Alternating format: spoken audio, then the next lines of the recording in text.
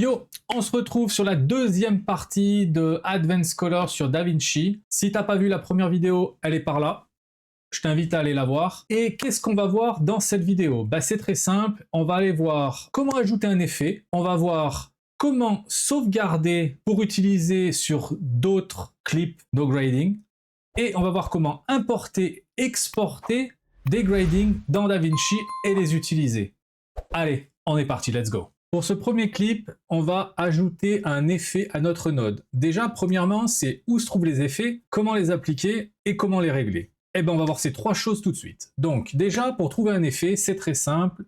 On va dans l'onglet Effect, juste en haut à droite de notre panel.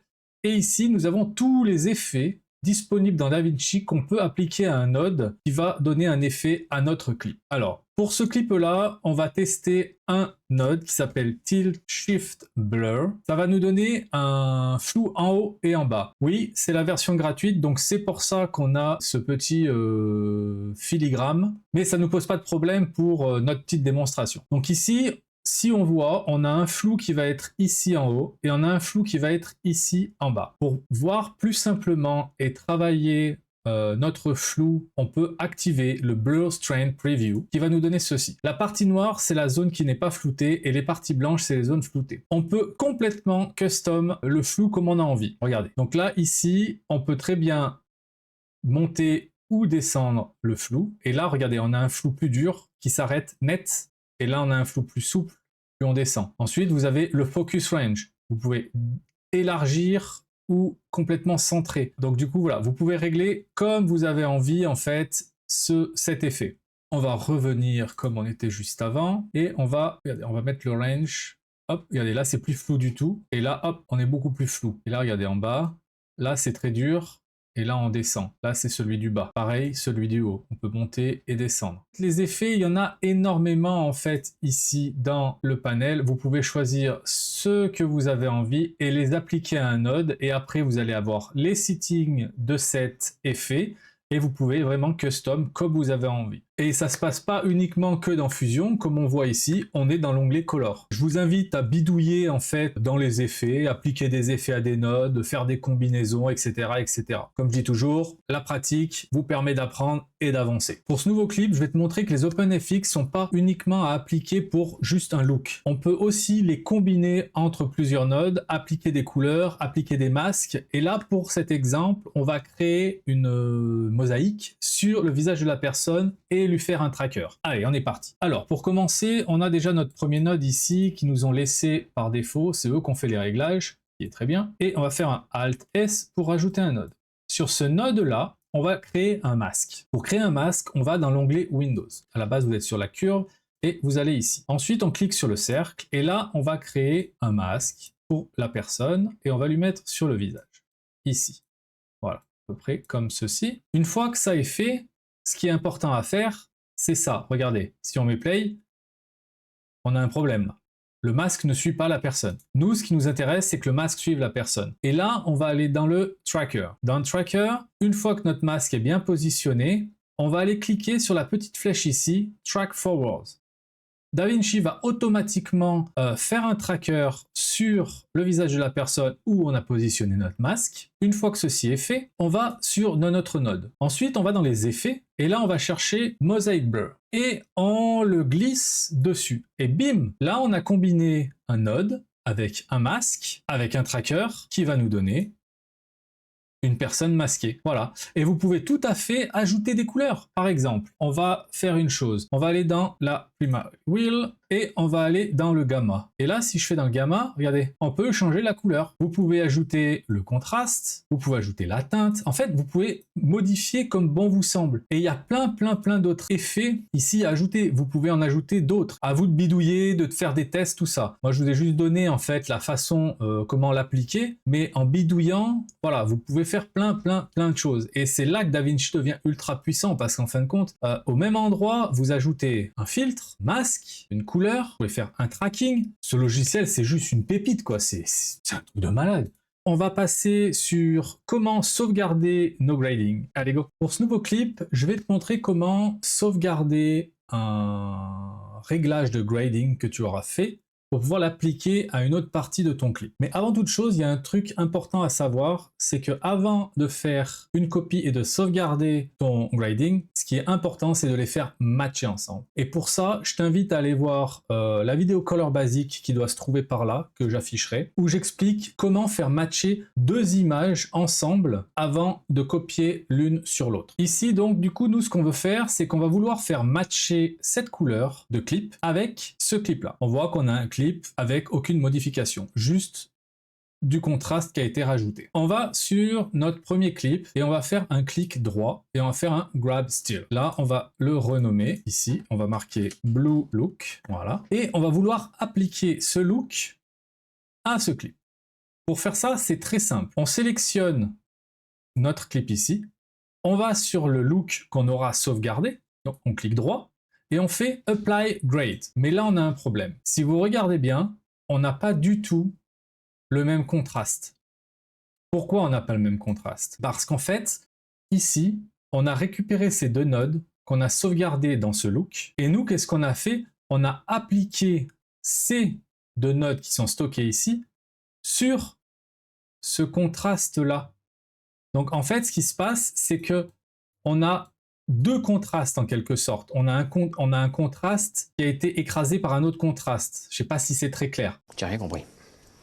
Vous allez voir, ça va être très clair dans 5 secondes. Donc nous, c'est pas du tout ce qu'on veut faire. Nous, ce qu'on veut faire, c'est vraiment appliquer ce look-là à ça. On va revenir en arrière, CTRL Z pour revenir en arrière. On va recommencer, mais on va changer d'option. On va recliquer droit et on va faire Append Node Graph. Là, ce qui va se passer, c'est que là, on va rajouter ce qu'on a sauvegardé en détail.